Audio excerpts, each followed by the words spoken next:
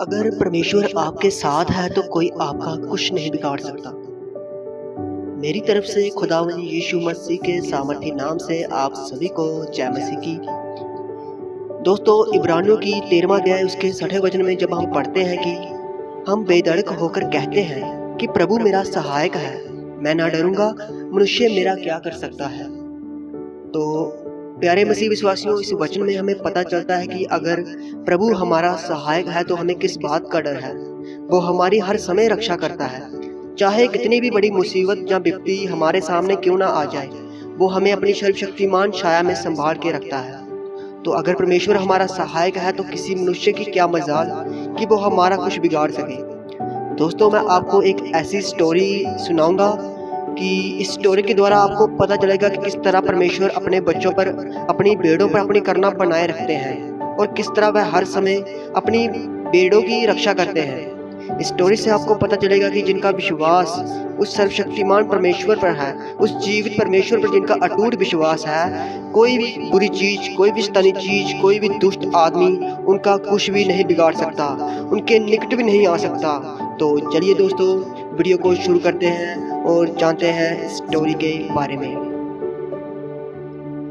दोस्तों, ये स्टोरी एक क्रिश्चियन लड़की की है जिसका परमेश्वर पर अटूट विश्वास है और वह परमेश्वर के वचनों पर चलती है और वचनों का मनन करती है और हमेशा परमेश्वर का धन्यवाद करती रहती है।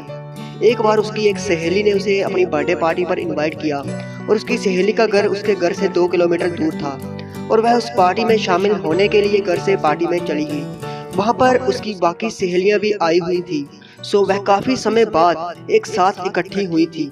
लेकिन पार्टी में कब समय ज्यादा हो गया उसे पता ही नहीं चला और जब उसने घड़ी में देखा तो रात के 11 बज चुके थे और उसने अकेले घर जाने की सोच ली, क्योंकि वह डरती नहीं थी। उसके अंदर अटूट विश्वास था कि परमेश्वर उसके साथ है और वह अकेले ही घर जाने लगी।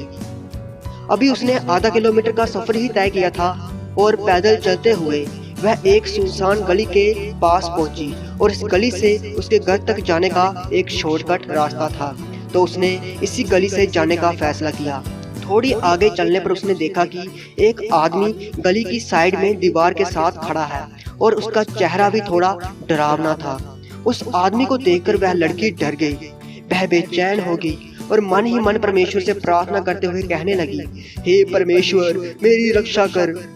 चारों ओर सन्नाटा था और उस आदमी को देखकर वह लड़की अंदर ही अंदर घबरा रही थी और फिर उस लड़की ने तेजी के साथ चलना शुरू किया और जैसे ही उस आदमी से वह आगे निकली तो उस आदमी ने एकदम से उसका पीछा करना शुरू कर दिया। उस लड़की ने पीछे मुड़कर नहीं देखा, लेकिन उसे उस आदमी के पैरों की आवाज सुनाई दे रही थी।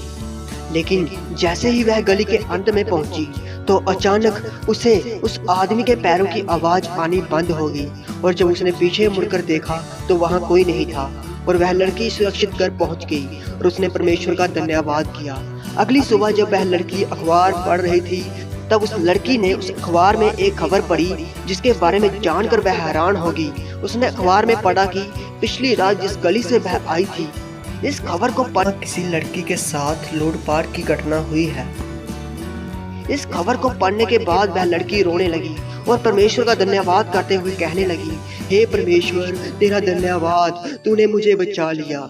इसके बाद उसने पुलिस स्टेशन जाने का फैसला किया और वहां उसने पुलिस इंस्पेक्टर से कहा कि वह उस मुजरिम को पहचान सकती है और उसने पिछली रात वाली सारी घटना, सारी आप बीती उस पुलिस इंस्पेक्टर को सुना दी। उस लड़की की मदद से पुलिस ने उस मुजरिम को पकड़ लिया और उस आदमी ने अपना जुर्म भी कबूल कर लिया।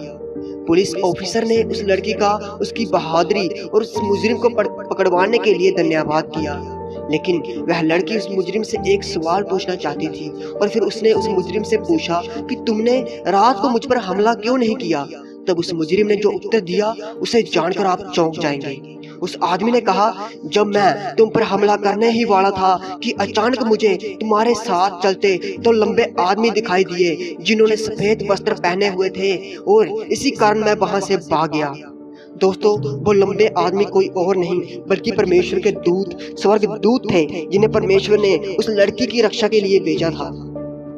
तो देखा दोस्तों आपने किस तरह परमेश्वर अपने बेटे बेटियों की रक्षा करते हैं।